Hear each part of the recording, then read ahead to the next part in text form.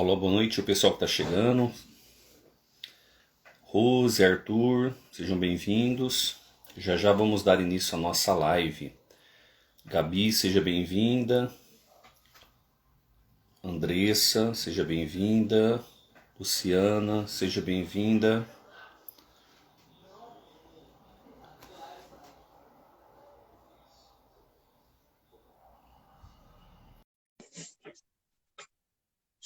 Pessoal chegando. Sejam bem-vindos. Karen, Gabi, Tininha, Elisângela. Sejam todos bem-vindos para essa noite. Pedro, seja bem-vindo já nessa noite também. Estou esperando a Elo entrar para que eu possa chamá-la.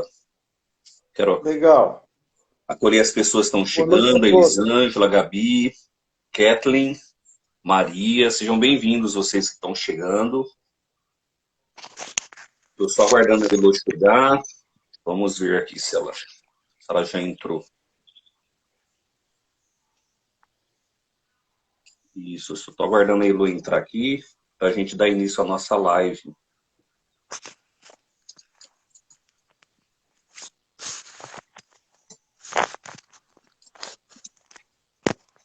O pessoal está chegando, sejam bem-vindos. Várias pessoas, Rick. A Elo acabou de entrar, deixa eu convidá-la aqui. Eloni, convidar.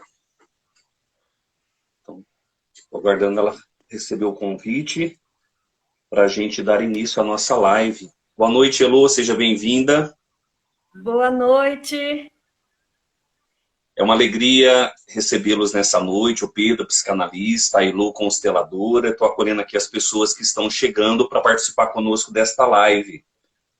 A Odila, a Graça, o Ricardo, Rony Mari, várias pessoas que estão entrando, a Cláudia, para a gente dar início, então, à nossa live. Com certeza vai ser uma live bem bacana para a gente poder trabalhar esses assuntos relacionados à família, de maneira especial, a mãe, né, o papel da mãe dentro da família. Então, assim, só para quem está chegando, para entender um pouquinho, esse mês de maio é o mês dedicado à Nossa Senhora, né, mês de Maria. Eu tive a ideia de falar sobre essa questão da mãe, né, a importância que a mãe tem dentro do contexto familiar, e recebê-los nesta noite, o Pedro, que é psicanalista, que mais de 35 anos atua nessa questão da psicanálise e continua ainda seus estudos. A Elo, com a constelação familiar, que também trabalha diretamente com a família. Então vai ser uma noite muito proveitosa, né? Para a gente poder, assim, trabalhar esses assuntos bem bacanas. Então, para a gente não ficar, assim, perdendo tempo, porque a gente tem muito assunto para tratar aqui nessa noite, eu já gostaria de comentar com o Pedro, fazer um comentário inicial com o Pedro, para ele dar essa abertura, né, assim, para a gente, e a gente vai discutindo, vai ser um bate-papo bem descontraído. Então, ô Pedro, é interessante que eu estava lendo uma apostila que fala sobre a questão do Reich, e é interessante que se diz assim, né, o período inicial ali da celular, quando a criança está no processo da gestação, chamado de embrião, esse período determina muito a questão da emoção, do medo, o medo celular da morte, né, que já vai sendo vivenciado ali desde o processo da gestação. Então, as tentativas de abortos espontâneos que às vezes ocorrem no ventre da mãe, a gravidez indesejada, intoxicações de emoções e o sofrimento da mãe, são situações que às vezes assim influenciam muito no desenvolvimento harmonioso de uma criança. E os danos sofridos nesse período, às vezes, são muito fortes, né? Porque trata muito a questão do mecanismo de defesa e também resulta algumas patologias futuras nesse período todo que a criança já viveu ali no ventre da mãe, né? Eu gostaria, dentro dessa perspectiva, que você pudesse já dar abertura aí, falando um pouco sobre isso, sobre esta questão da influência da mãe no papel gestacional ali da criança, né? Boa noite a todos. É um prazer para esse bate-papo dessa noite. Você começou de forma incisiva, porque realmente tudo começa no útero, né? Sim, sim. E esse período de maturação, desse período de 9 meses, em que ocorre toda essa transformação, no sentido da recomposição de um histórico genômico em que vai nos dar a forma a essa que nos caracteriza como ser humano, eu diria que essa fase é a fase muito importante, porque, diante daquilo que você colocou, sim, nessa formação, a questão emocional da mãe, que requer, primeiro, uma conscientização a respeito do significado de reprodução. Parece sim. que este norte foi perdido durante o tempo. A modernidade pragmática, a essa que está muito mais atrelada à questão do autoconsumo, sim, ela muitas vezes não se apercebe desta composição, da continuidade que a fêmea tem como propósito na manutenção da espécie, da continuidade da espécie. Então, eu diria que esta fase uterina é que vai dar as características que vai compor o caráter da criança e, automaticamente, o caráter do adulto. Sim, sim. Então, se temos que uma esperança de que a sociedade possa ser mais consciente da sua função como espécie no planeta, tem que se começar por essa base, que é fundamental. Sim. E é uma questão voltada à própria educação. A educação, ela está se omitindo, durante muito tempo, a essa questão na formação. E você começa isso já na fase escolar, porque ela é um processo em que vai desencadear depois o adulto, depois de formado, a essa situação que vem sendo desconstruída pela própria perversão e a forma com que a sexualidade foi mal compreendida e tão mal praticada no quesito do relacionamento. Sim, sim. Então, é importante isso, essa composição, porque, observa, este ser, ele precisa de tudo aquilo que a mãe possa fornecer, no sentido físico, biológico e emocional. Se não tiver esse fechamento, o que esperar desse ser humano no futuro? Sim, sim. É uma base, sim, e essa base é fundamental.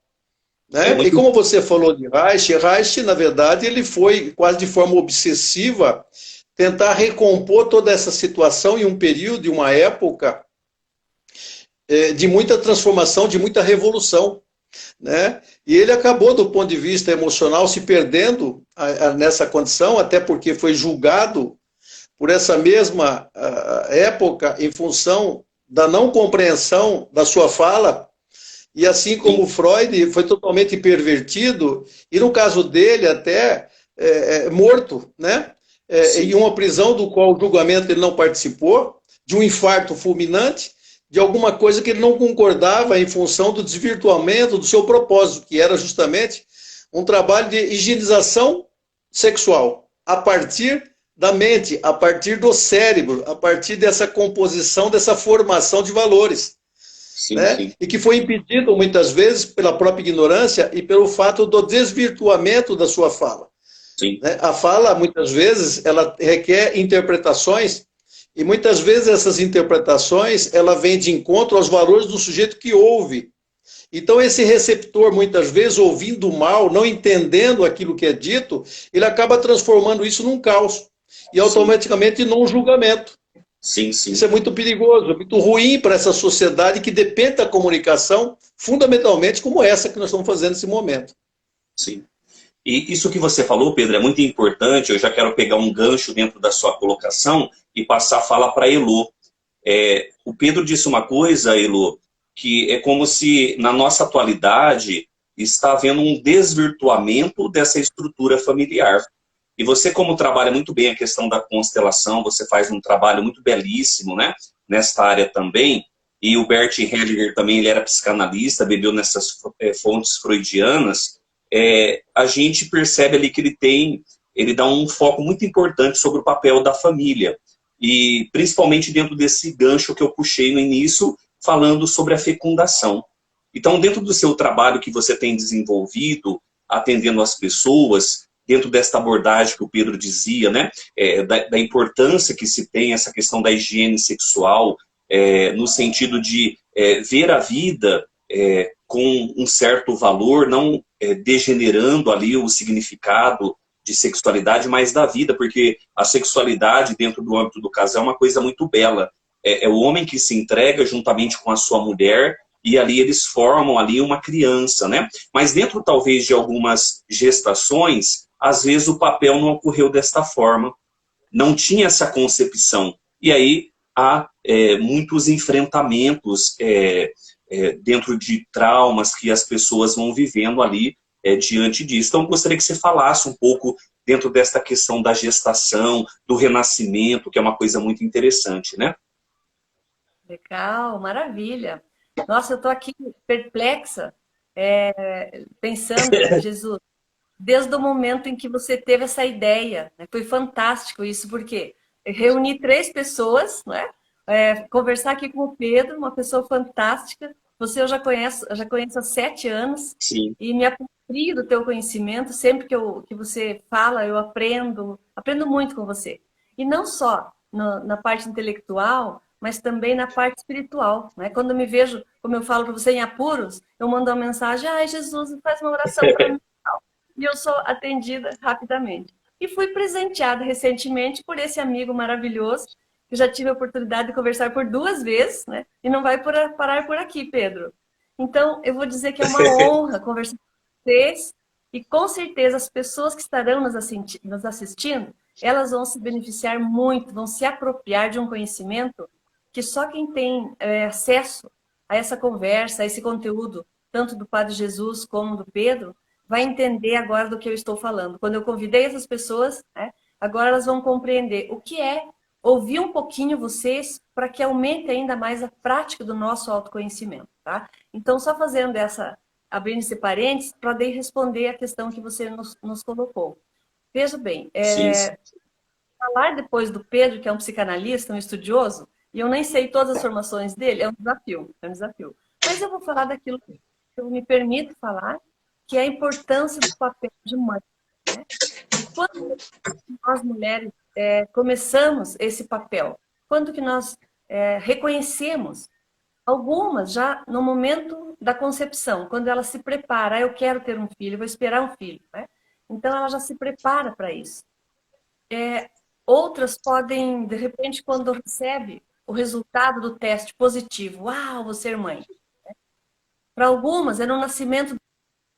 Portanto, diversas possibilidades de mãe se sentir realmente mãe, além de mulher. Mas essa importância do cuidado, não só no período gestacional, né, onde vão adquirindo os traumas, e depois a gente corrige, resolve com o renascimento, né? Graças a Deus para tudo tem solução, mas a importância de receber esse bebê, né? Do momento, do impacto. Eu, às vezes, ouço pessoas dizendo assim: meu Deus, fiquei desesperada quando eu descobri que eu estava grávida. E aí, depois, quando ela compreende que isso vai ter consequência, aí ela me pergunta: Amy, e agora tem como corrigir? Tem como eu retirar o trauma? Que agora eu me arrependo. Eu estou me sentindo confortável. Então, ela já quer imediatamente ver o que ela pode fazer para corrigir. E essa continuidade, né, que não só do período da gestação, mas do nascimento da criança, a mãe, ela tem um papel primordial na família. Ela que gesta o filho, ela que vai parir o filho, que amamenta, que educa. Então, ela tem um coração, ela precisa ter um coração que transborda de amor. E nesse transbordar, é aí que ela encontra, ou ela cria um ambiente, né, para que essa criança encontre realmente, o que nós falamos, um berço de amor, um berço de compreensão, de não julgamento, mas ela precisa ser recebida. O que as constelações têm mostrado? Por exemplo, hoje mesmo uma pessoa me perguntou, ela quer que a filha faça uma constelação, porque o problema é a filha. E ela diz que não tem problema. Até ela compreender que, possivelmente, se ela acha que, ou julga que a filha tem problema, isso pode ter sido passado da geração dela para frente. Talvez já Sim. seja uma herança que já veio de uma outra geração, né? Então, todo cuidado no papel de mãe é fundamental.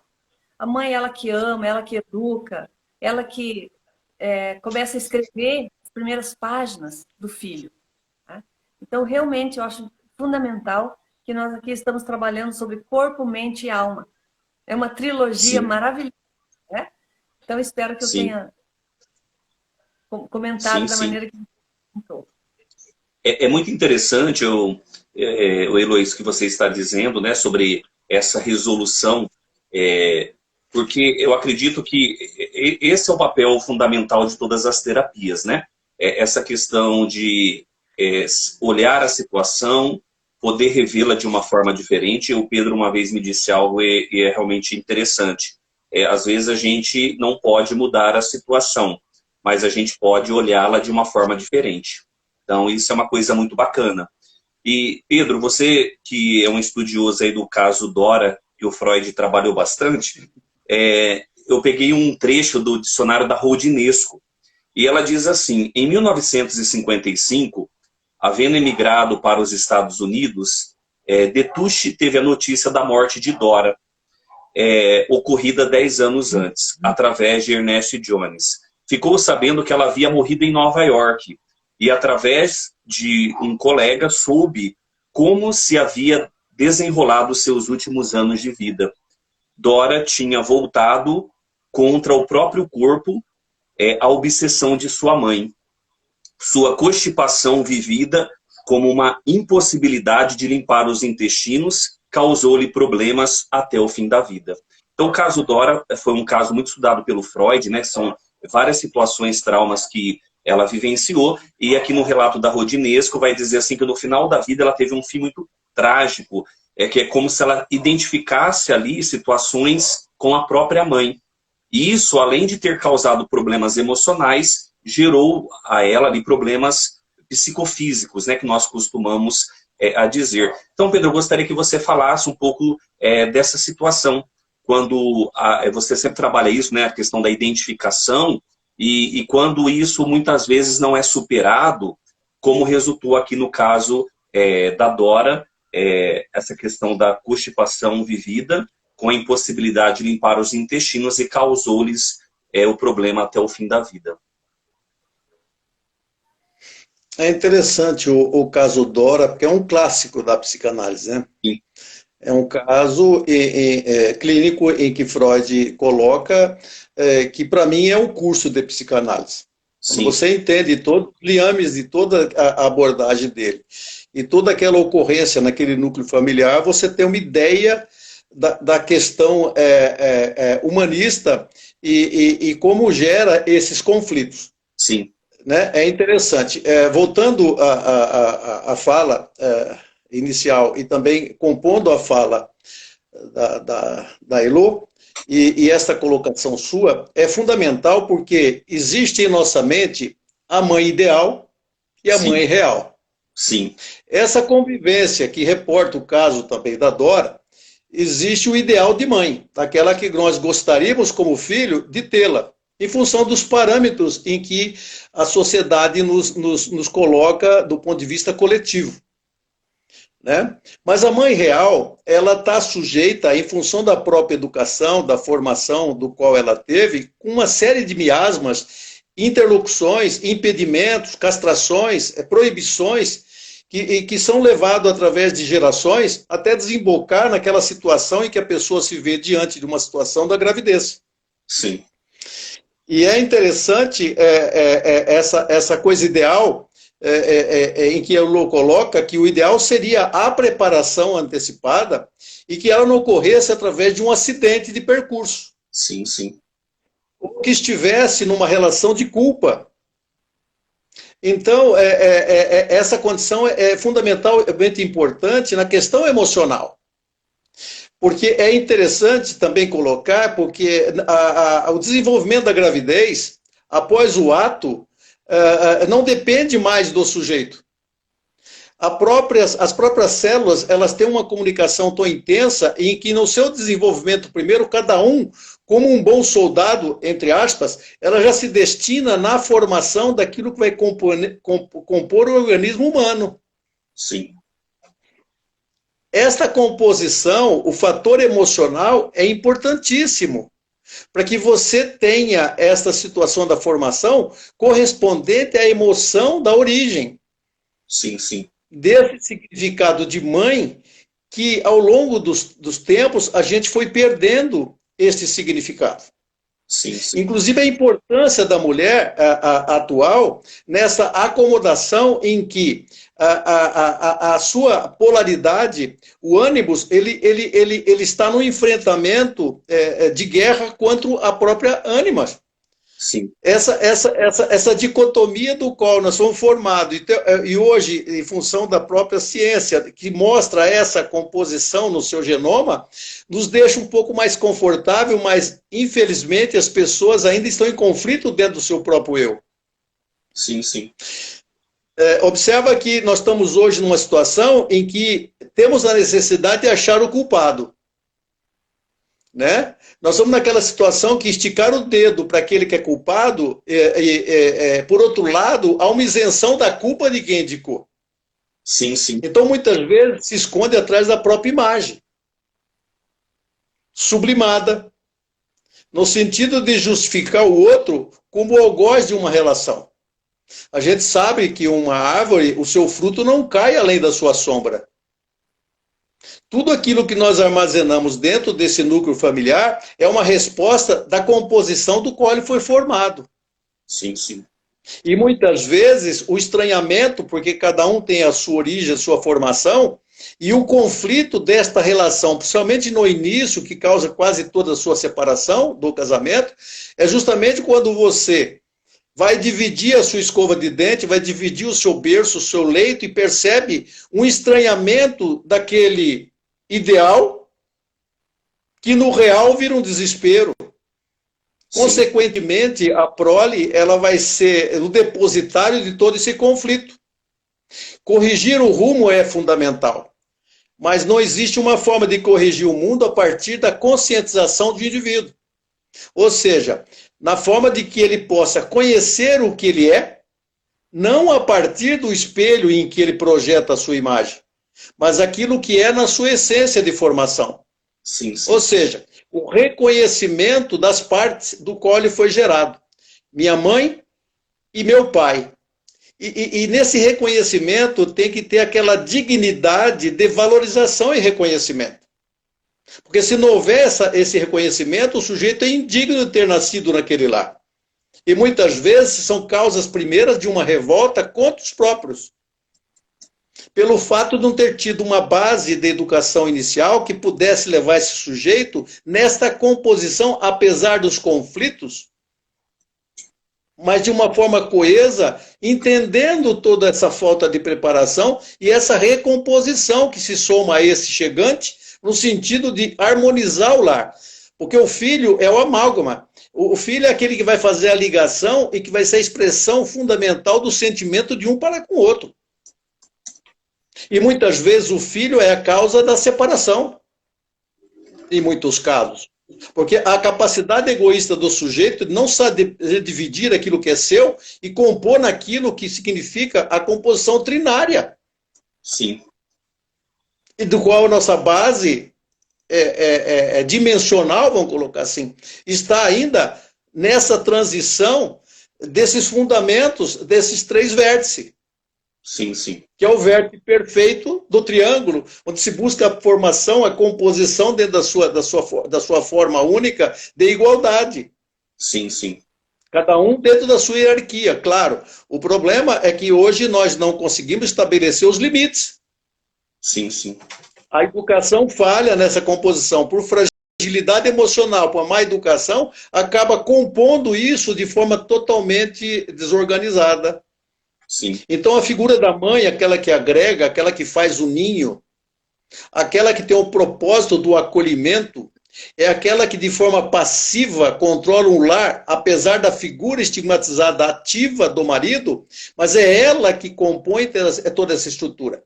Ela é a parte emocional, ela é aquela parte que liga os conflitos. Quando ela entra no conflito, ela desagrega, perde-se o norte, perde-se a família.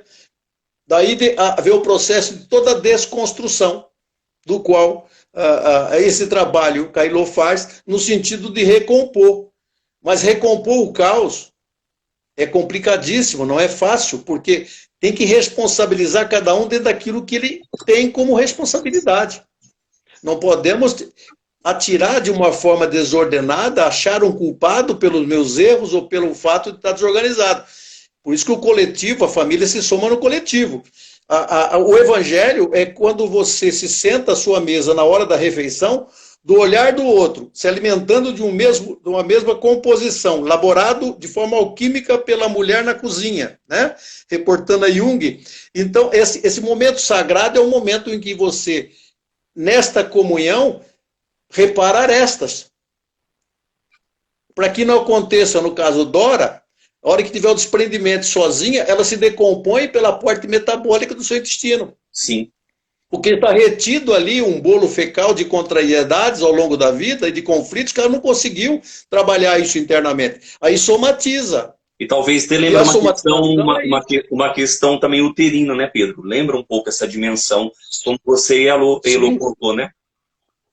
Não tenha dúvida, até porque, na minha visão, o útero é o vaso sagrado. É aquele cálice do qual você faz a sua passagem.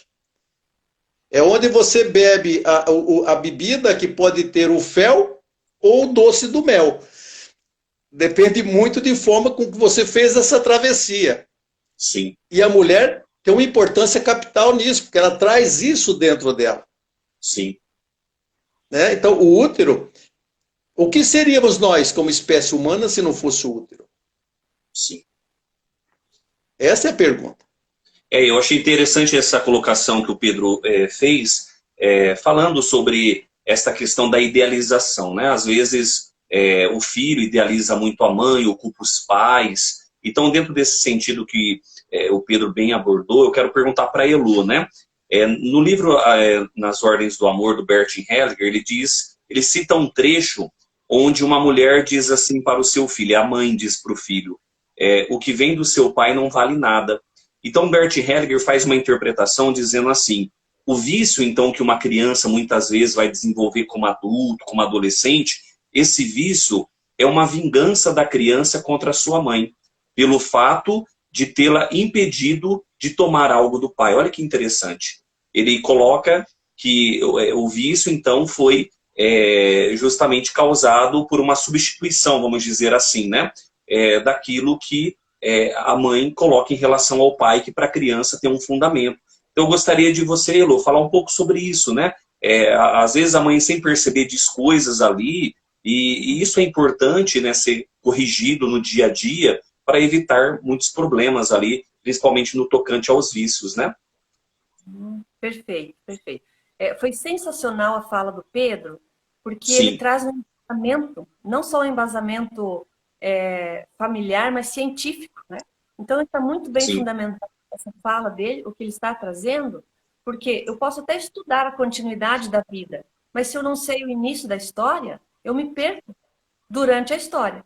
Então, essa fundamentação, né, parabéns, e foi sensacional, porque isso dá a base para que eu possa realmente trazer agora, dentro dessa colocação do Jesus, de que o ambiente, não só o útero, aquele ambiente sagrado, onde a criança foi gerada, mas o próximo ambiente, o ambiente familiar, ele também é sagrado.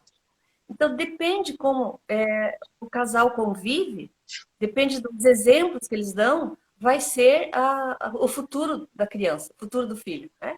E são esses cuidados, principalmente nós, mães, que temos um papel fundamental na vida do ser humano, porque se não é ela que dá a vida, a espécie para, né? O homem sozinho não vai produzir, ele precisa da mulher, e a mulher precisa do homem. Só que depois, talvez por algum desencontro, uma desavença entre o casal, um homem e uma mulher, aí há uma descompensação no relacionamento. E a dor de um deles vai agredir o outro. De que forma? Usando o filho. Então, por exemplo, numa separação, no divórcio dos pais, é comum ouvir a mãe dizer assim, aquele canalha, aquele teu pai não vale nada. E se o filho quer amar esse pai, porque ele ama por excelência, por ser pai. Aí ela ainda diz, deixa você crescer, você vai conhecer quem é esse pai. Daí você vai ter razão, né? Porque ela quer ter a razão. Só que essa razão, ela está dentro de um corpo de dor. Porque talvez ela também não tenha sido amada pelo pai. Ou não se sentiu tão amado como poderia, tá? Porque idealizou. Esses dias, numa conversa com o Pedro, ele me deu um start assim, fantástico sobre a minha história, né? Sobre a minha história. Eu, graças a Deus, tenho meu pai, que está com 97 anos, está vivo, e eu disse, nossa, mas eu preciso falar isso com meu pai. Tá? Porque ele me deu uma pérola dentro de um processo meu, né? E ele encontrou aquela oportunidade para me entregar essa pérola. E olha só, eu penso que já fiz tantas terapias, já trabalhei tanto, já constelei milhares de vezes, né? No aparelho, estou quase pronta. E agora ganho essa pérola aí do Pedro. Gratidão, Pedro. Mas por que estou trazendo isso? Porque dentro do processo, né, da separação, os pais deveriam ter a consciência de que o pai continua o mesmo pai, a mãe a mesma mãe. A separação foi entre um homem e uma mulher. Tá? Eu fiquei muitos anos pensando naquela colocação de que o que Deus une, o homem não separa. E o Bert muito bem explica que não há uma separação nos filhos. A união eterna nos filhos. Então, naquele filho que veio daquele casamento, essa união é eterna, não há separação. Ali existe o pai e a mãe presente na vida deles, né? Eu sou meu pai e minha mãe para sempre, eternamente. Né? Então, na separação, dentro de uma ignorância nossa, é comum afastar e ainda julgar que o outro não serve ou vale menos do que eu, né?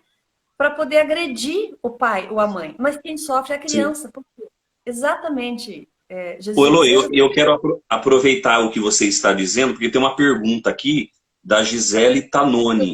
Ela diz assim, meus irmãos, meus filhos foram muito desejados e planejados e muito amados, mas estou passando por um processo de divórcio e meus filhos estão há 6 meses longe de mim. Estou sofrendo muito com essa separação, né? Com essa dor. E ela já faz uma pergunta logo em seguida. A escolha sexual de um filho pode ser influenciada pelos conflitos no ambiente familiar? Profunda pergunta para nós aí, hein, Pedro? Mas eu só vou me permitir, com a tua anterior, na questão lá do livro de ajuda, né, do Bert Hellinger. Veja bem, quando há um afastamento, né, quando um rompimento do vínculo de amor do pai ou da mãe, vai ficar um vazio, vai ficar um espaço vazio. Certamente, essa criança, né, esse adolescente, o próprio adulto, ele vai necessariamente procurar preencher esse espaço. Então, pode ser visto de 2 viés. Um deles, eu vou agredir a minha mãe, tá? Por afastar o meu pai, ou por não ter me permitido amar o meu pai do jeito que ele é, eu preciso preencher. E, lamentavelmente, uma das buscas mais frequentes são os vícios. Porque durante o momento do vício, é como se ele estivesse preenchendo aquele espaço. E aí o que acontece? Há uma forma de um culpar o outro. Porque são filhos de pais separados que entraram no mundo da droga, né, do sexo exagerado, enfim. Um acaba culpando o outro, né, essa perdição do filho. Mas se houvesse uma consciência na separação, uma conversa, um diálogo, olha, o pai e a mãe estão se separando, é um homem e uma mulher, mas em você nós vamos continuar juntos para sempre. Quer dizer, a criança fica forte, ela mantém-se as raízes, né, e ela não vai precisar procurar nada, porque ela está preenchida, ela está plena.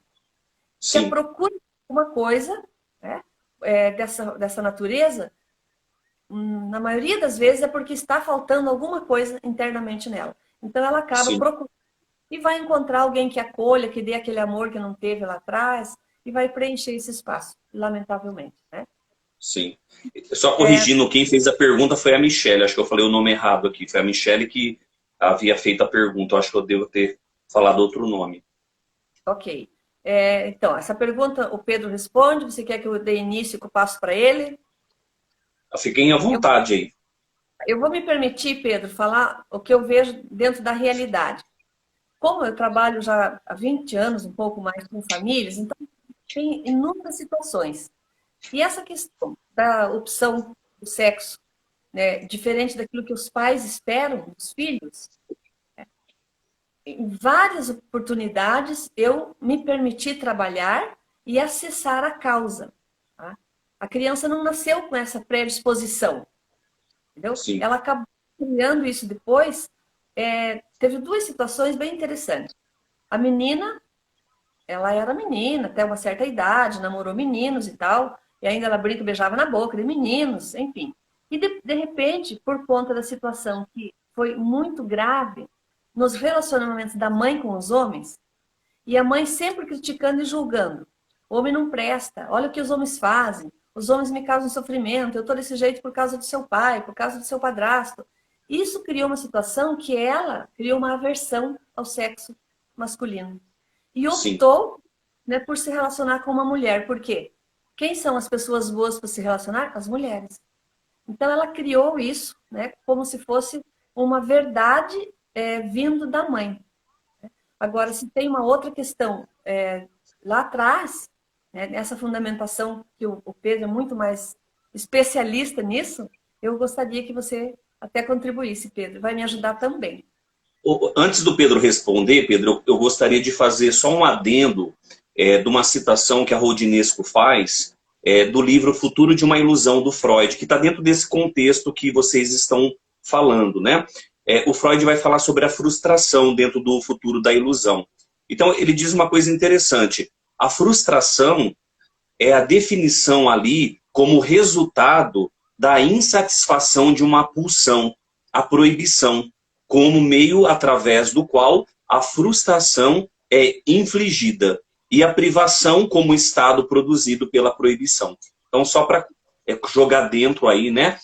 Porque parece que está dentro desse contexto, parece que aí é uma dimensão de frustração, né? Dentro da colocação da fala, né? Não tenha dúvida. Quando o Freud aborda isso, ele estava falando de uma sociedade da época e que nada mudou em relação ao momento presente. Eu queria voltar apenas à fala para compor isso que você colocou. Olha, todos nós somos seres que vivem uma representação. Essa representação é desde o momento da concepção que você vai armazenando valores, do qual é captado pelo movimento em que naquele núcleo familiar acontece e também da questão emocional direta com a mãe. Tudo aquilo que a mãe sente na sua exterioridade, o filho sente dentro do útero nessa composição. Até porque essa composição é feita entre as duas partes, em que existe a exterioridade que é representada pelo pai e a interioridade que é representada pela mãe. Eu costumo dizer, no sentido não do julgamento, mas da conscientização, você é responsável pela sua escolha. Observa, se você escolheu em função da representação, no sentido de buscar o ideal do companheiro, ótimo, você tem uma representação que foi trazida da sua casa. Normalmente, a Freud diz, você busca, após esse espaçamento do Édipo, em que você sai do núcleo, a busca daquele mais próximo, ou daquele que você vai encontrar como escolha para o seu acasalamento. Né? Porque o casamento ele está intrínseco ao acasalamento. É que nos últimos tempos, em função dessa sexualidade invertida e pervertida, o casamento teve uma outra conotação sem ser esse, que lá no Primitivos tínhamos como regra e como manutenção da espécie. O problema da separação é quando você cria uma imagem do pai em função da sua escolha e de uma formação reativa de que foi uma escolha errada. De uma forma ou de outra, você acaba culpabilizando o seu filho por ter nascido. E essa culpabilização que ele tem está em função da sua fala quando você tenta justificar você com uma pessoa certa e ele com uma pessoa errada, e vice-versa. O filho, dentro dessa dimensão, ele procura se situar dentro do melhor que há. Mas o problema é que ele traz dentro dele o luto da separação. O luto tem uma dimensão não só atrás da morte, mas a separação também, como você mesmo disse. Se ele se eterniza dentro daquilo que o filho representa os dois, por que então, diante de uma mágoa, de uma decepção, de uma frustração, você tenta justificar como se fosse a situação boa do seu lado e a ruim dele? Você entendeu? Isso leva a julgamento do filho a criar uma condição emocional com uma dimensão de variedades na formação reativa que vai desde aquilo que a Elo colocou até mesmo da opção sexual. Então, esta reação muitas vezes está voltada justamente à questão da representação. A escolha dessa menina, só para pegar o gancho, a escolha dela foi se relacionar com alguém que não representasse a agressão do qual a mãe relatava. Exatamente. O ânimos, ela acaba realçando a escolha dela. Um mecanismo de defesa, né, Pedro? Da própria pessoa em relação... O mecanismo de defesa é intrínseco ao ser. Sim. Até um verme. Verme, diante de sua movimentação, quando você toca, ele encolhe. Sim. O ser humano é a mesma coisa. Então você percebe que a compensação, olha que interessante, quando você toma as dores do pai, quando você toma as dores da mãe. Ora, eu como mulher, eu vou buscar alguém que não me agrida. Aí sobressai quem? O ânimos. Sobressai quem? O macho. Eu preciso ser forte como mulher. Então, meu macho sobrepõe a figura da mulher. A inversão. Sim. A atitude, a movimentação, a continuidade. Mas eu opto pela não reprodução. Sim. Porque quando eu faço essa escolha, eu não quero que nasça, consequentemente, a pessoa do qual eu fui. Estado de negação. Sim. Isso é muito amplo, isso é muito amplo. Isso tem que ser discutido numa esfera antropológica, da ciência propriamente dita, e que Freud, na sua literatura, define com uma sutileza e uma gentileza profunda esta relação. Lá já, nos seus estudos primeiros. Ô Pedro, o problema, o que nos envolve é a nossa ignorância. Sim. O nosso não saber de fazer as coisas por curiosidades e por simples imitação. Sim. Daí a confusão. Você Sim. entendeu? E a sublimação é quando você busca nortear uma certa concessão, colocando em risco até a sua própria sobrevivência, como espécie. Sim. É o que ocorre hoje nos discursos em que, de forma silenciosa, busca-se esta negação em relação à reprodução humana. Só que as pessoas não ouvem. Sim. Ô Pedro, dentro desse contexto que você está falando, dá para entender muito bem aquilo que você sempre coloca, a questão da afetação. Os afetos feridos lá atrás, eles vão ocasionar uma certa situação no futuro. E dentro desse contexto, eu já vou passar para você, depois você passa para a Elo, lendo um artigo sobre Reich, né, novamente falando sobre o Reich aqui, um artigo chamado Que Caráter Nossa Cultura Quer para os Seus Cidadãos. Então, nesse artigo diz assim, nos primeiros 10 dias de vida após o nascimento, se houver a carência de contato, comunicação, de calor, amamentação, de maternagem, por uma rejeição que a criança percebe energeticamente, também se desenvolve um núcleo psicótico melancólico, é uma citação do Navarro. Isto relacionado à dificuldade de se estabelecer a fase simbiótica entre a mãe e o filho, ou seja, que ele se sente ligado inteiramente a ela, né?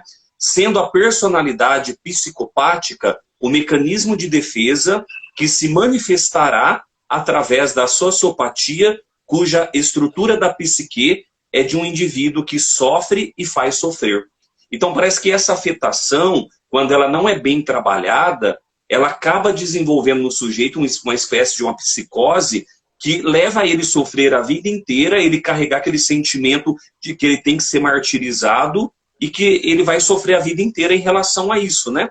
Então eu gostaria que dentro desta colocação, né, a Elo e você pudessem, dentro desse contexto que a gente está falando, da afetação lá atrás, olha como que esta questão não resolvida na infância, ela replica diretamente na nossa fase adulta, né?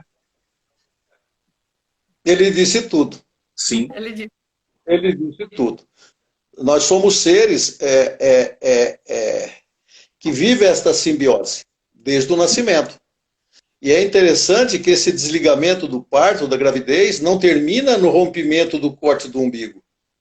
Sim. Nós temos essa formação emocional, a criança ainda dentro da sua composição cerebral, até os 4, 5 anos de idade, ainda dentro dessa condição de pertencer àquele mesmo continente. Melanie Klein trabalha muito bem essa situação, do ponto de vista da mulher, da mãe. Sim. Assim como Freud fez, Reich fala de uma forma profunda, porque ele é o resultado disso. Sim. Se você tem um parâmetro daquilo que você busca como resolução, Freud, o seu caso familiar, que se transforma na base da psicanálise.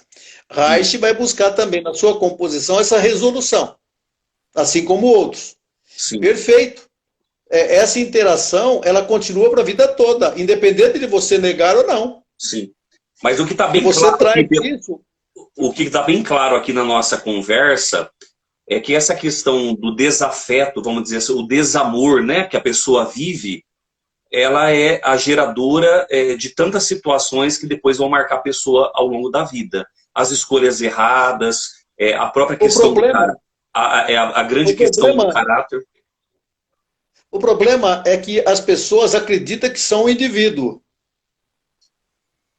Nós somos, sim, uma singularidade, mas uma singularidade própria, diferente, mas que trazemos em nós uma multiplicidade de informações genômicas do qual não podemos negar. As próprias características físicas, elas replicam durante a sua fase de vida, compondo aquilo que são traços maternos e aquilo que são traços paternos. É aquilo que a constelação fala do... Sim. O ápice dessa ligação é a psicose. Sim. É a esquizofrenia. É aquilo que a constelação trabalha, né, Pedro? Pertencimento. Nós pertencemos, nós temos uma originalidade, uma origem apropriada, que é o pai e a mãe. Independente que se ele não foi o pai que eu idealizei, a mãe que eu idealizei, eu pertenço àquele núcleo. E eu preciso trabalhar essa resolução. Então, dentro desse contexto, eu queria já passar um pouquinho para Elô. O Bert Hellinger fala uma coisa interessante dentro disso que o Pedro também abordou agora. Veja, por mais que somos indivíduos, mas a gente não pode viver uma singularidade sem negar que nós pertencemos a toda essa questão genômica, que nós não surgimos do nada. Temos ali uma origem, né? E o Bert Hellinger diz o seguinte, Elô, a culpa, ela nasce da negação da realidade. Na medida em que a pessoa não quer reconhecê-la, se comporta como se não tivesse vinculada. Então, assim, puxando esse gancho no que o Pedro falou, e também entrando nisso que o Bert Hellinger fala da culpa, fala um pouquinho sobre isso, porque olha o que ele diz, a culpa nasce como negação da realidade. Dentro do seu trabalho, o que você tem visto sobre essa questão da culpa? Realmente essa culpa tem feito as pessoas distantes delas mesmas, do seu sistema, né? Nossa, sensacional, sensacional, Jesus. Veja bem, essa falta de afeto que nós estamos falando, né? Essa abordagem do Pedro, vai criar uma reatividade no indivíduo. E isso vai representar lá no futuro. Enquanto é criança ou adolescente, ele é rebelde, ele é briguento, né? Ele é exigente. Mas depois, na vida adulta, isso vai se revelar de uma forma... ele se revela uma reatividade contrária àquilo que os pais esperam dele. Porque ele não se sente pertencente ao sistema. Então, as leis que foram criadas, muito maravilhosas, a lei do pertencimento, da compensação e da ordem, elas são muito claras. Onde há conflito, há desarmonia. Onde há doença, dor ou conflito, há um desequilíbrio nessas leis. Então, como que nós vamos equilibrar? Se a lei do pertencimento é um direito adquirido por excelência. Ninguém tem o direito de excluir ninguém. Mas e se o indivíduo se exclui? A própria exclusão dele é por conta desse desafeto. Então ele vai negar, ele nega a existência, ele nega a realidade, e ele não quer ser igual aos pais. E quando ele diz que não quer, ele está negando, logo ele vai repetir a mesma coisa. Porque inconscientemente ele tem uma lealdade. Porque o amor que cria o problema é o mesmo amor que resolve. O amor que adoece é o amor que cura. Então, tudo está dentro do amor. Mas esse amor doentio, né, que está sendo falado, ele vem já, talvez, acompanhado pelos pais. Porque o que nós não temos o direito de julgar. Por exemplo, dentro de uma idealização. Eu idealizo a mãe perfeita, a melhor mãe do mundo, o pai perfeito. Eu tenho eles. Porque foram eles que me deram a vida. Você não tem como escolher, eu queria um outro pai, eu queria uma outra mãe. Então, essa ignorância nossa de negar essa existência, negar a realidade, você começa a se perder. Porque você vai violando as leis e isso vai tendo consequências. Aí o que acontece? A vida não dá certo, os relacionamentos não dão certo, a parte profissional da pessoa também não dá certo. Por quê? Porque ela está em desequilíbrio com a base. Então, se eu reconheço que eu pertenço ao meu sistema familiar, por mais torto que seja, por mais problemático que seja, eu reconheço, tá? Eu aceito. E quando eu aceito, isso me dá uma sensação de leveza. Porque o fato de eu aceitar não significa que eu vou repetir a história que eu não gosto. Porque honrar pai e mãe é sagrado. Sim. E onde é que estamos nos perdendo? Tá? Nessa desonra. Porque como eu não tenho uma mãe perfeita ou um pai perfeito, ou eles não ficaram juntos como eu queria, para o meu ego, né? Então eu passo a desonrar. E aí é onde a pessoa começa a se perder, começa a adoecer, às vezes entra em depressão, né? E vai surgindo, né, o que o Pedro chegou a falar nas esquizofrenias. Quer dizer, a pessoa, no aparente do aparente, ela diz, meu Deus, parece que eu estou ficando louca. Mas no fundo ela está um pouco louca, porque ela está negando a realidade. Então, essa negação à realidade, tá, vai gerar uma culpa. E daí, por um lado, os pais se culpam que tudo que dá errado no filho, a culpa é deles. Que é uma culpa inocente, né? Uma culpa inconsciente. Eles deram o melhor. Sim. Ninguém fica com algo melhor e dá o pior para os filhos. Os pais dão o melhor. Sim. A mãe sempre o melhor. E ela faz de tudo, se esmera para ser a mãe perfeita. Mas é dentro de um protótipo do amor. Sim. Porque ela ama emocionalmente, ela ama exageradamente. Aquele filho passa a ser a vida dela. Então ela está dando o melhor que ela tem. E as mães, de um modo geral, elas não esperam ser vista como mãe perfeita, que deu o melhor do mundo. Ela precisa ser reconhecida. É tão lindo o momento de uma vivência numa constelação, onde tem essa desarmonia, né? Esse conflito entre gerações, ou dentro daquela família. E quando o filho reconhece, e ele olha para a mãe e diz, você é a mãe certa para mim. Então, esse movimento sistêmico, eu acho umas coisas mais gratificantes nesse momento, né, tão turbulento, tão confuso da humanidade. E esse método tem ajudado a trazer essa consciência. E quando ele se olha, né, e a mãe diz, né, você é o filho certo para nós. E ele diz para os pais que eles são os pais certos, acabou o problema. Eles já saem dali abraçados. Né? Então, essa culpa, que é a culpa inocente, nós precisamos isentar os nossos pais. E começar a ter essa consciência da gratidão, do reconhecimento. No tempo deles, eles deram o melhor. Né? Eu me lembrei agora da canção do Renato Russo, né? Que ele diz, né? Você me diz que seus pais não entendem, mas você não entende seus pais. Ele faz uma pergunta na música, né? E o que você vai ser quando você crescer? Ou seja, é justamente isso que você está apresentando, né? Às vezes a gente não cria resolução, nós replicamos nos outros as questões de projeção, né? Como Freud diz na psicanálise, né? E aproveitando isso, o Bert Hellinger tem uma outra frase que ele diz o seguinte: a raiva funciona como defesa contra o amor. Em vez de expressar meu amor, fico com raiva das pessoas que amo.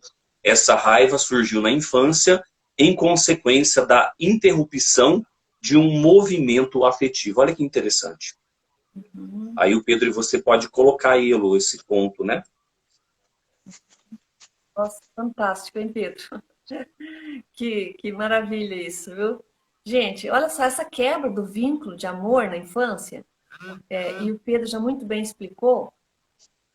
Nossa, eu acho maravilhoso quando a gente tem essa compreensão. Porque ter filhos não é só para ter um quartinho azul e cor-de-rosa, né, para fazer fotos, Hoje é tudo muito lindo, muito maravilhoso, as pessoas já casam por causa da festa, tem filho para escolher um nome maravilhoso, e fica idealizando isso como se fosse um negócio. E não é, é uma vida. Então nós precisamos ter essa consciência de que se você se preparou, né? Às vezes a pessoa fica um ano casada, tem um filho, dali a pouco separa, tudo aquilo que foi lindo e maravilhoso vai por terra. Né? Sim, e essa sim. a criança entra num prejuízo enorme, porque ela recebeu tudo, tudo e mais um pouco, e de repente tiram tudo dela. Né? Então Sim, é como sim. se, além de ficar órfã, né, ela tem uma perda enorme. E essa perda, ela é percebida imediatamente pela parte material. Né? Já fica sem alguma coisa, diminui o fator financeiro e tal. Mas vai dar uma consequência no lado afetivo. Por quê? Se você observar, eu acredito que você recebe também muitos casais para dar orientação, porque eles querem saber como conduzir depois da separação. Tá? E daí, essa condução da vida dos filhos já começa a cortar algumas coisas. Então, mais um prejuízo, além do emocional, do afetivo, o material. Ah, agora você não pode ter isso. Agora você não pode ter aquilo. Então, isso vai causar no futuro uma escassez. Mas não é só uma escassez material. O trabalho não ganha dinheiro, ou não arranja emprego, ou não tem um favorecimento profissional. Ela tem uma escassez emocional. Então, tem gente que vive na escassez. Tá? Tudo que ela fala é escasso. Ela não consegue doar alguma coisa a mais porque ela não pode. Então, isso é um prejuízo muito grande. Se os pais deveriam ter mais consciência de que separou com crianças, primeira infância principalmente, tenha cuidado, dê mais afeto do que alimento para a criança. Porque talvez isso vai alimentar muito mais emocionalmente do que só o físico da criança. Então, mas agora eu deixo para o Pedro fazer as considerações, que certamente vem coisa muito maravilhosa. Ô Pedro, antes de você fazer a colocação, eu vou usar outra frase do Bert Hellinger, que ele diz assim: o que são dores na cabeça? É um sinal do amor represado. Olha que interessante, do amor não vivido, do amor ali não fluído, vamos dizer, né? Então, pode entrar aí nas suas colocações agora. Eu estava aqui refletindo em função da fala da Dailô e da colocação que você fez. Sim. O problema dessa humanidade, do qual essa transição, entre aspas, significa uma evolução, que a evolução está acima disso que se apresenta atualmente. Não falo aqui no sentido crítico, mas apenas reflexivo. Para que você possa atingir essa plenitude da palavra amor, primeiro você tem que sentir isso dentro de você. O problema é que o desgaste, em função do refratário, do sentimento dos casais, está fazendo com que gerações, isso já de um século ou mais, em que seres se apresentam sem a capacidade do sentir. Então você não pode cobrar alguma coisa de alguém que não tem dentro dele esse sentimento. É um vazio. Sim. Então, tem uma colocação aristotélica que eu acho interessante, o significado de lugar. Em que você, dentro de uma conformação do qual você se compõe de forma física, você ocupa um espaço do qual ali é preenchido por algo ou de substância tal que vai dar essa conformação da sua particularidade. Quando você está bem com esta conformação, a esse molde, a essa forma, em função dessa substância, quando você reconhece isso, você está ocupando o seu lugar de fato. Sem a preocupação de que outros ocupem, e cada um dentro do seu espaço, dentro dos limites que se compõem. Eu costumo dizer, você só pode dar alguma coisa, você só pode saber alguma coisa à medida que você adquire o conhecimento. É impossível você saber aquilo que você nunca soube. E a evolução na sequência dos filhos significa tornar filhos melhores do que foram os pais. Então essa condição da idealização, ela perpassa muitas vezes por distanciamento da realidade. Porque o ideal também é uma fantasia, é o imaginário. Sim.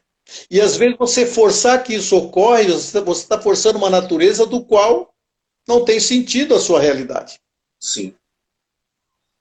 Então, a decepção, o desencontro está justamente em quando você projeta isso numa condição futura, cujo futuro é baseado num passado de fracassos e que o presente, pela rapidez com que ocorre, não te permite, muitas vezes, ter esse parâmetro desta relação passado e futuro.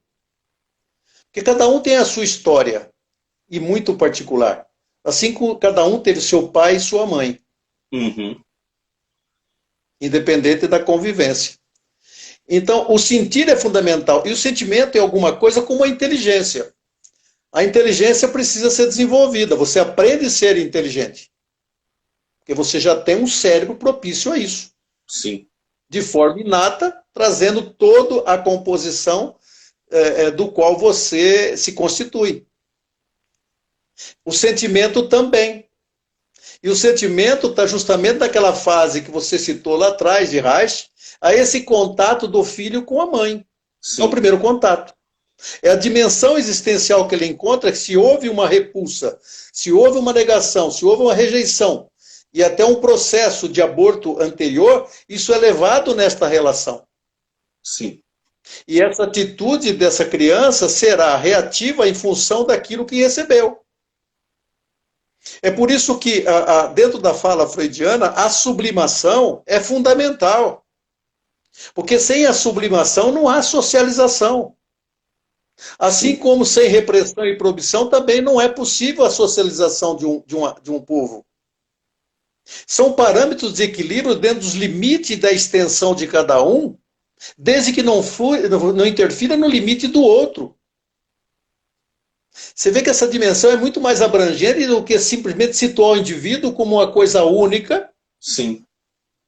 Dentro da dimensão em que vive. A ciência está dizendo, não é assim. Uhum. Nós temos interligações afetivas, dos quais aquilo que se apresentava com subjetividade, até a questão metafísica, ela é composta também de uma substância que nos dá uma forma, independente de você estar vendo ou não. Uhum. Então, nós avançamos no olhar. Nós avançamos na dimensão do outro. Mas, mesmo assim, continuamos egoístas, como um pretensioso egocêntrico de uma particularidade que quer se destacar de forma egótica para ser diferente um do outro. Até no rito do casamento, do qual ela citou. Só que o fracasso, ele vem consequentemente. E, consequentemente, os filhos são responsabilizados, porque são usados de moeda de troca dessa questão emocional. Então, essa coisa abjeta, essa coisa do homem, do passivo e o ativo e o objeto passou a ter mais importância do que o ser. E o filho é um objeto de disputa, ele vira uma coisa. E essa coisa, ela vai se transformando naquilo que desemboca dos conflitos, as neuroses, enfim, toda essa psicopatia e o conflito social. Então, nós já estamos chegando no final da live, né? Já são 9 horas, olha que bênção, né? Foi tanto o assunto que nós trabalhamos. E como último ponto para a gente encerrar essa live, eu gostaria de falar sobre a questão da perda e do luto. Essa simbiose que tem o filho com a mãe, com o pai, e diante desta perda que é vivenciada às vezes, diante do luto, como que fica essa identificação às vezes? Por estar tão simbioticamente ligados um ao outro, às vezes, será que a pessoa entende essa realidade da separação física? Então é algo que eu gostaria de deixar aí para o Pedro e para a Elô colocarem como considerações finais, né? Desculpa, Elô, eu vou entrar na fala, porque é muito interessante, vem diante daquilo que eu havia dito anteriormente. O luto da separação, ela é proporcional ao distanciamento em relação ao outro. Porque quando uma pessoa do nosso meio ou da nossa proximidade morre, existe uma morte em cada um de nós. Porque nós somos extensão, queiramos ou não, desta parte. O luto, ele está intrinsecamente a sua amorosidade em função da aceitação da morte do outro em você. Quando você soma isso ao conflito e à culpa, ele prolonga. Tem pessoas que não conseguem se desligar em função do medo, em função das culpas e da cobrança, e o luto tem esse propósito. Tanto é que não existe uma terapia do luto. Os pretensos que fazem isso vêm de uma dimensão imaginária. Sim.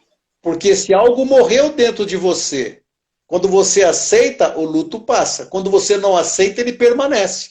Uhum, justamente. Justamente porque essa dimensão de que nós falamos anteriormente, nesta composição pai, filho, e mãe, filho, e mãe, pai e filho. Sim. Nós somos extensão. Quando nós choramos a morte de alguém, nós choramos a morte que ocorreu dentro de nós. Sim, sim. Como herdeiros que somos. Essa é a dimensão que eu vejo do luto. Sim, sim. Por isso que o luto é relacionado à melancolia. Sim. É o melancólico. Você vai levar isso para o resto da sua vida. Ou de forma introspectiva, ou de forma extrovertida. Ou seja, se ela representa para você, ameniza. Quando você precisa representar para o outro, há um esforço imenso dessa vitimização e da não morte. Sim. É a não aceitação. Sim. Desculpa ter entrado... Foi ótimo. E isso que o Pedro falou é o que a Elô tinha colocado no início da live, né? Quem somos nós? O nosso pai e a nossa mãe são eternos dentro de nós, né? Sim. Eu gosto muito de uma abordagem do Leonard George, um norte-americano, que é considerado o pai da técnica do Renascimento. E ele diz o seguinte, dizia, porque nos deixou, ele dizia o seguinte: todos os dias nós vivemos entre morte e vida. Quando você Sim. inspira é vida, quando você exala é morte. Quando você tem consciência que tudo que está morrendo dentro de você, você tem que deixar ir, você está se preparando para a morte. Então a morte não existe, você simplesmente mudar de dimensão. Quer dizer, eu me preparo todos os dias entre morte e vida. O que já morreu, deixo embora, é para chegar o novo, para renascer. Então, quando você perde alguém, você perde alguém. Porque o amor é eterno. Vai ficar para sempre em nós. Mas nós vamos ter que ter o período do luto, né? Porque a dor é inevitável, o sofrimento é opcional. Então, eu tenho uma dor pela perda, mas eu escolho não sofrer, não demonstrar choro, sofrimento e tal. Mas a dor é inevitável, ela está lá. Está quietinha, está guardada. E aproveitando esse gancho, Jesus, eu quero deixar uma dica, né, para encerrar. Tem um livro muito lindo, um livrinho do John Garriga, que é Onde Estão as Moedas. É uma mensagem tão linda, não vai dar tempo para contar a história, e também não vou me antecipar para que as pessoas possam procurar e ler esse livro, tá? Porque nós já temos toda a riqueza que precisamos. Nós já recebemos todas as moedas que precisamos. Mas ainda não sabemos e vamos procurar fora de nós. Tá? E a hora que a gente tem esse autoencontro, né, com os nossos pais, que nós pertencemos, você já tem tudo que você precisa, é só você alcançar. E aí o que eu busco, me busca. Você vai encontrando tudo aquilo que você sonha, que você deseja. Tá? Essa era a minha mensagem final. Eu me lembrei agora, para encerrar assim, né, dentro dessa colocação nossa, uma frase de um filósofo, ele chama Gabriel Marcel, um filósofo personalista. E ele diz o seguinte: amar é dizer ao outro, tu não morrerás. Olha que bonito isso. Amar é dizer ao outro, tu não morrerás. Então, é algo que perpetua para além do tempo, da cronologia, né? O amor é algo realmente que transcende, que faz com que nos coloque em outra ambiência, né? Então, quero agradecer imensamente ao Pedro pela disponibilidade, pelo seu sim de estar aqui nesta noite. O Pedro, além de nos ajudar sempre aí em atendimentos, sempre é uma pessoa disponível a colaborar com seu conhecimento, sempre nesse intuito de ajudar as pessoas. A Elô também, obrigado pela sua participação. Com certeza, essas lives são muito enriquecedoras, a gente partilhar áreas do saber diferentes, mas nós percebemos que quando há esse intuito da partilha, sempre há agregação. Nunca há disputa, nunca há sentimentos de ferir o outro, mas ao contrário, há um produzir de conhecimento, de crescimento, né?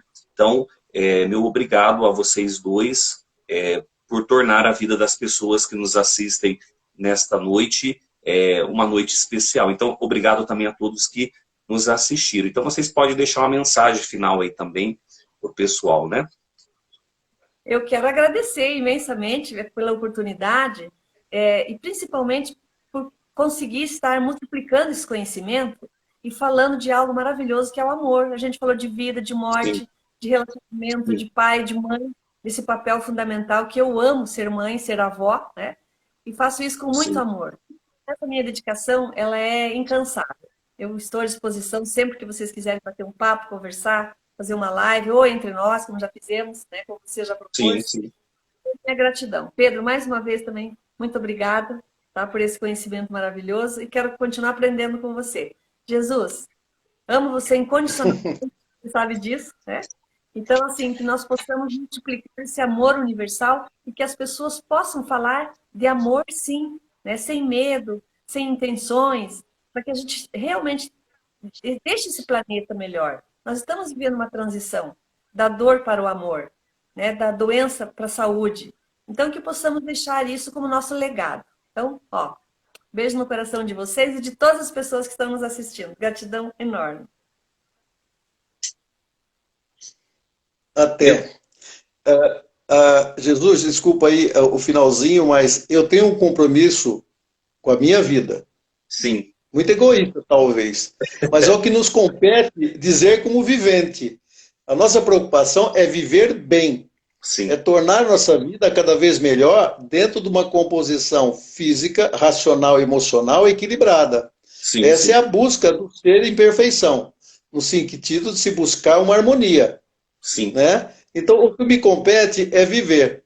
Eu posso viver isso hoje com uma certa plenitude, porque o meu compromisso é só com a vida.